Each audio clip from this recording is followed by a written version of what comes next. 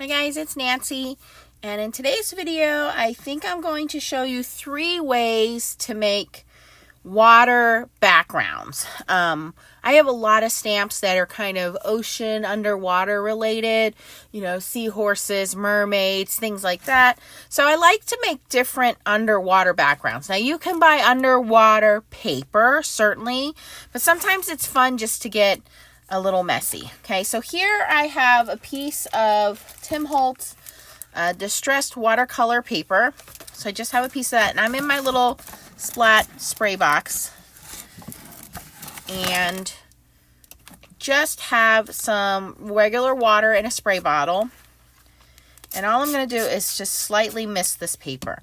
And then I'm going to come in with brushos, color bursts, anything that you have, the pigment powders. You can use the kind with or without mica. So I'm going to grab some lighter colors for my first layer here. So this one is cerulean blue. And with this one, this is color burst. You can see it already started to, woo, look at that fun. And that's what's fun about, sometimes you make these panels and you don't really have an image in mind, and sometimes you have an image in mind. I also am going to grab a paintbrush and a little bit of water, a little cup of water here, and kind of move some of that around because I think that's a little darker than I wanted it to be.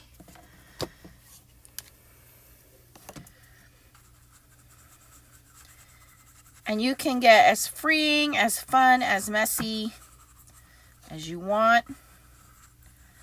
I don't often do these kinds of messy backgrounds. Now that looks great like that, but the more water you add, the more that spreads out. And I do want this to spread out a little bit. I'm actually going to grab a paper towel and blot at it because I want it to be pretty light for this first layer.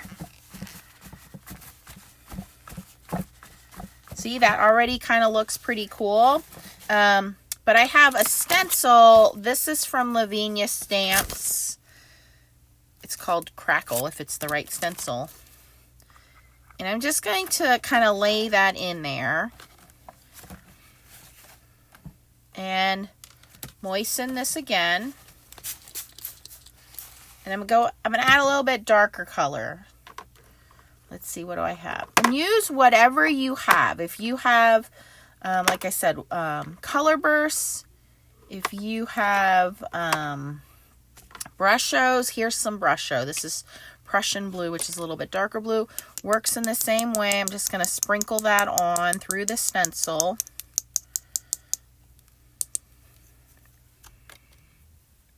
I also have, I think, some Nuvo shimmer powders. We have some Lindy's Magicals. They work the same way. These have some shimmer mica in them. And you don't see it. It's very subtle until you hit it with water. What else do I have here?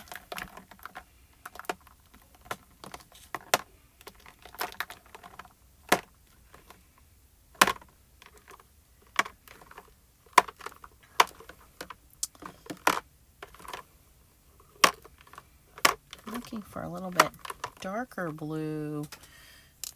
This is liquid watercolor Prussian blue with color bursts. So this one I'm just going to add a couple of drops.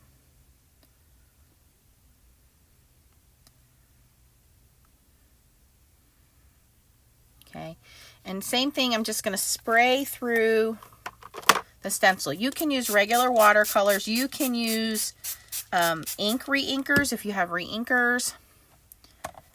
And then as I lift that, well, I probably have too much water on there. It leaves kind of some striations. Okay, and then of course you can take your heat gun to this and dry it in between.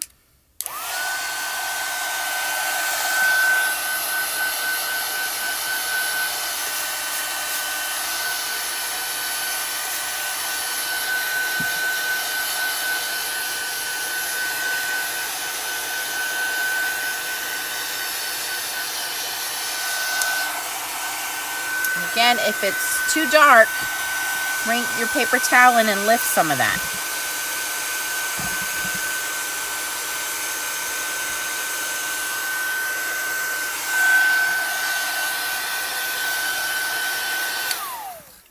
actually going to bring my stencil back in.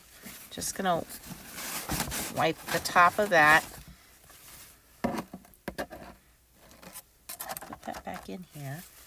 And I'm going to lift some of this. So I'm going to spray through the stencil with just the water.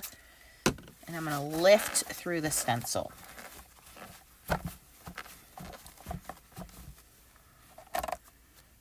There we go.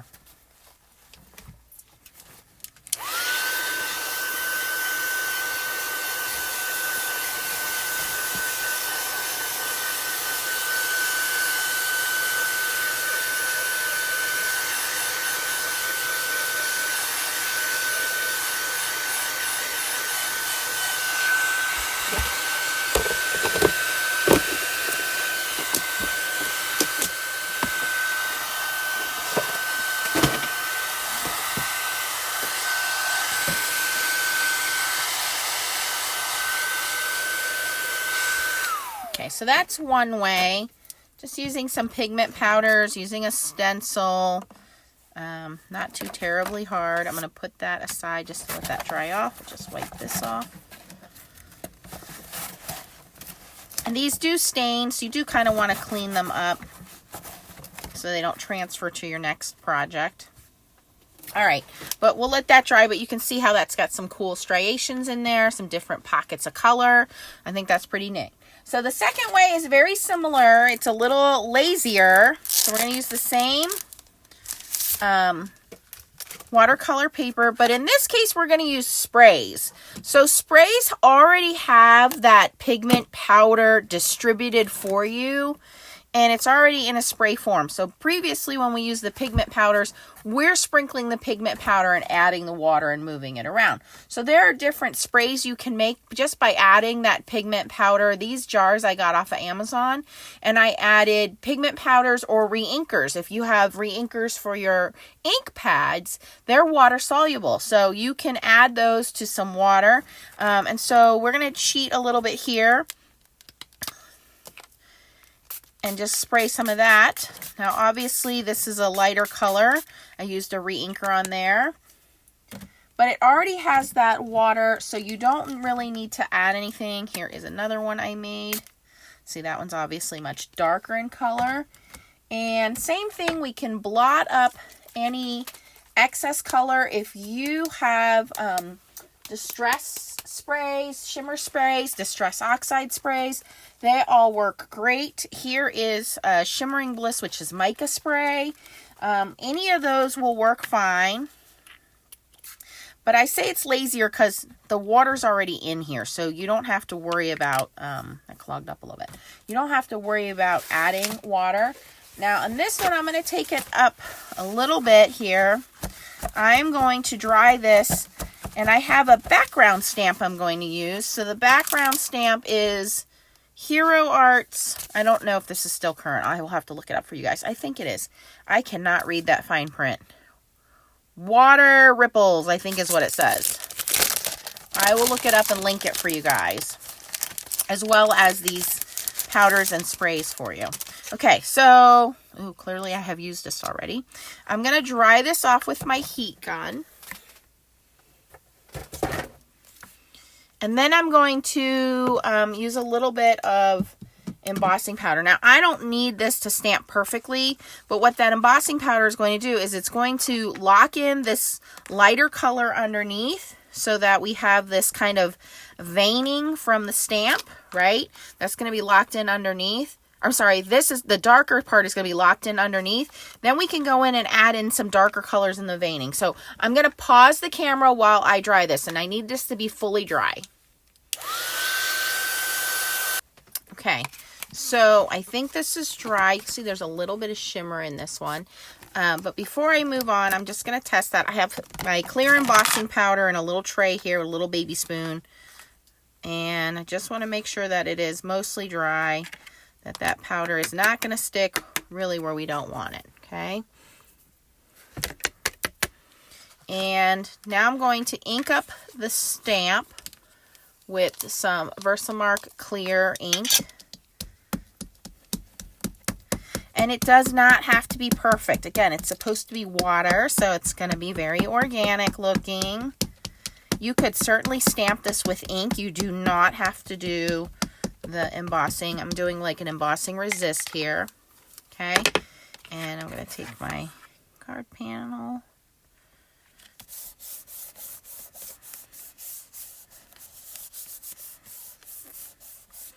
Now this is watercolor paper. So again, it's got some texture on it. It's, you know, I don't need it to be 100% perfect.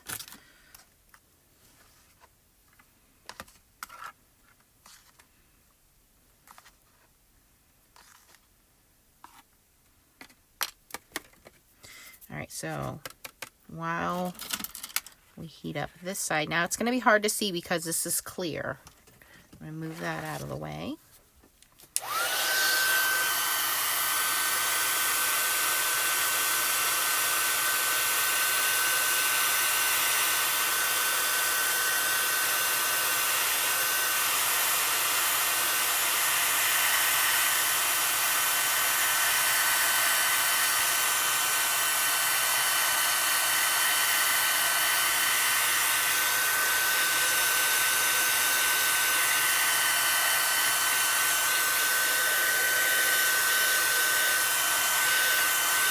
Okay, now we're gonna flip this around. It looks like everything, I think I set everything in place there.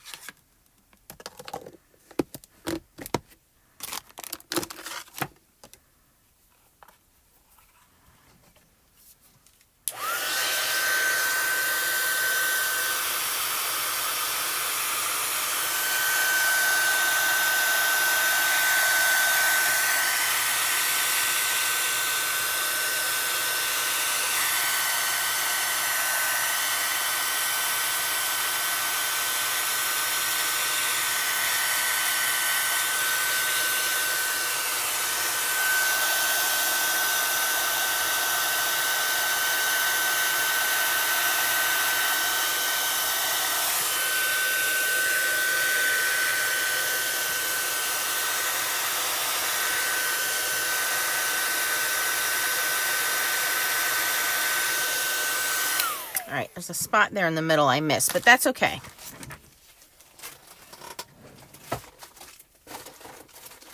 All right, so now we're going to go back to our spray box. And we're going to spray some of the darker colors on top. So these lighter colors are now going to be, you know, basically protected by that clear embossing powder. And so we want the darker colors to go into those open areas. And like I said, there's a big spot in the middle here where I missed the embossing powder. So this is going to be interesting, but I think it'll look pretty cool. So I'm just going to take some darker color sprays.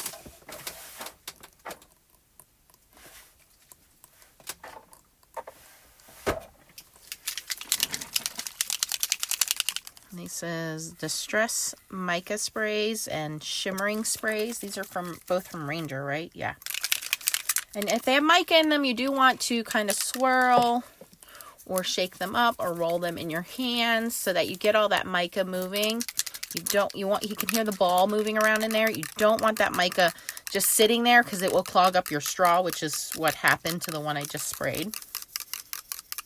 So you want to roll that around, get that mica moving.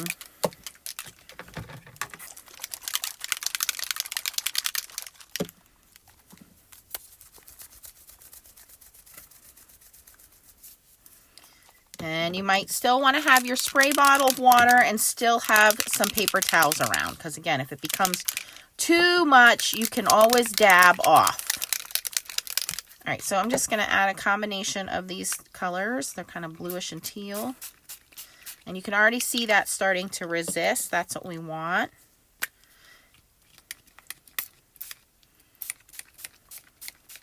So we want that dark color to kind of penetrate and get into the veining there.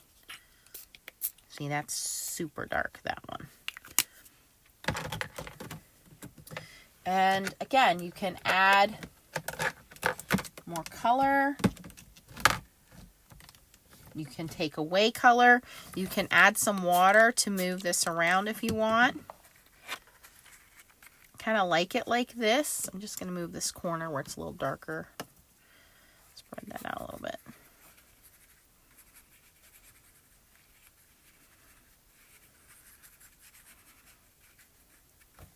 And then just take your heat tool and dry it or blot it, whatever you want to do.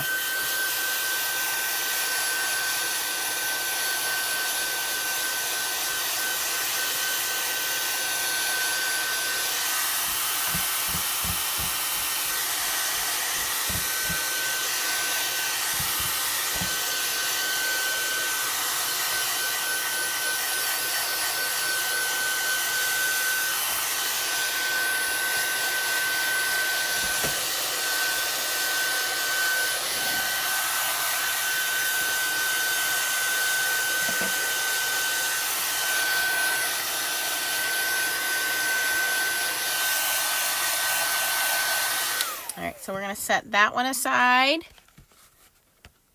That one definitely has a lot more sparkle. I used a lot of mica sprays on that one.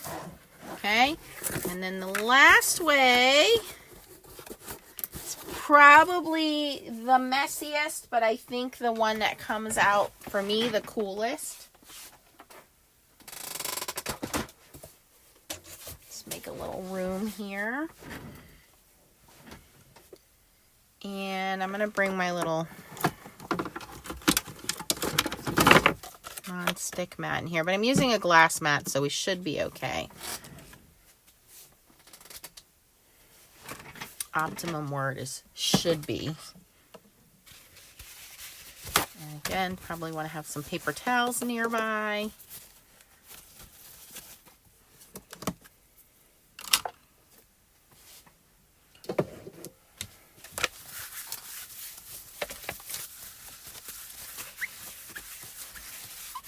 Okay, and the last way, if you haven't guessed, is with alcohol inks. Okay, so we're going to use some Tim Holtz Yupo.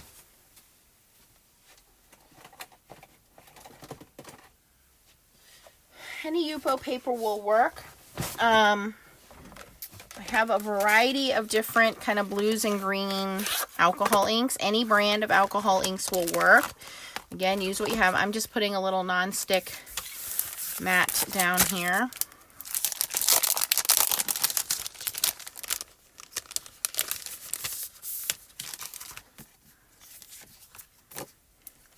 Now, Yupo paper is a synthetic paper. It's basically plastic paper. Okay. And then I have some isopropyl alcohol. I have a little air blower. I have some paper towels.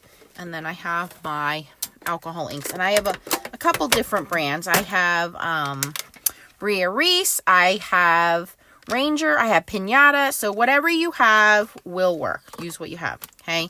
And I'm going to start with, doesn't matter which side you use, but just a little squirt of, you can use blending solution or isopropyl alcohol. It really doesn't matter. But we're just going to get that kind of moving on the paper there. And then same thing, we're just going to add a couple of drops of ink if you can get the bottle open.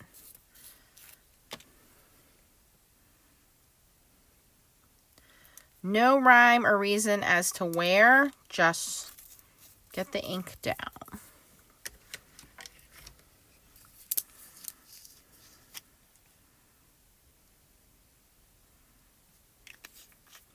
You might need to add some blending solution or some more alcohol to help.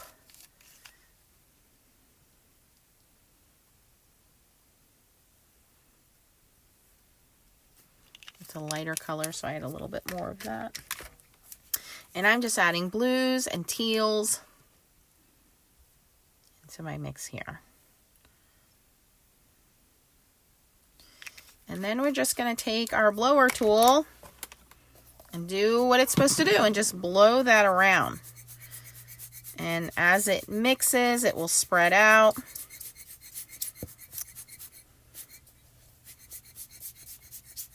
And I like this because it kind of pulls up and it gives you that natural kind of reflection, right? Where there's light spots and dark spots in water.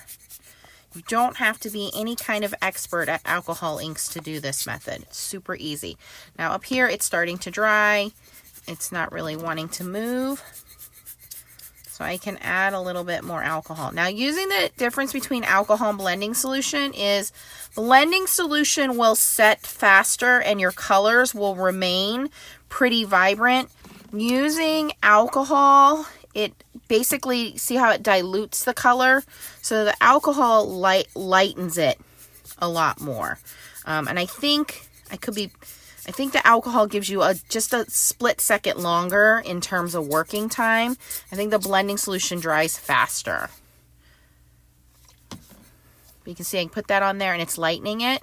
And as it's lightening it, it's lifting it and we can move it. But either one will work. Obviously, I like alcohol because it's cheaper. But if you have blending solution is a great option too because you have a little bit more working time, I think, with the blending solution. I'm sorry, you have a little bit more vibrancy with the blending solution. But I think you have a little bit more working time with the alcohol. But that's, you try it and see which one works. Doesn't matter. Okay, so now look at how pretty that is. And obviously, you know, there's a pool of color here. If I don't like that, again, I add more alcohol to it. I let it sit just for a second until it soaks in. And then I move it around. There's so many cool alcohol artists online. Tiffany Solero's one. You can watch her on YouTube, on Instagram. So now we have that one. Now this one's dry already. It doesn't take very long to dry. And I just used a few colors. But there we have our different ways of making water backgrounds. So we have alcohol inks on yupo paper. We have sprays and using a stamp as a resist. So you can see that. That one actually looks pretty cool with that void in there because I can put my images in there. So for example, I have this little turtle image. Look how cool that looks, right? Or he looks cool over there. He looks cool anywhere. This is from Local King Rubber Stamps, by the way. And then this one was just using the pigment powders and, you know, trying to get it to go through on a stencil. I probably could have did a better job with lifting through the stencil there, but I still think it looks very cool, very underwater. And you can see how it looks there. So let me know in the comments, have you tried any of these methods? Which one do you think would work best for you? Using the pigment powders, using sprays, or using alcohol inks? All right, comment down below and tell me which one you prefer. If you enjoyed this video, please give it a thumbs up. Thanks for watching, guys. Talk to you later. Bye.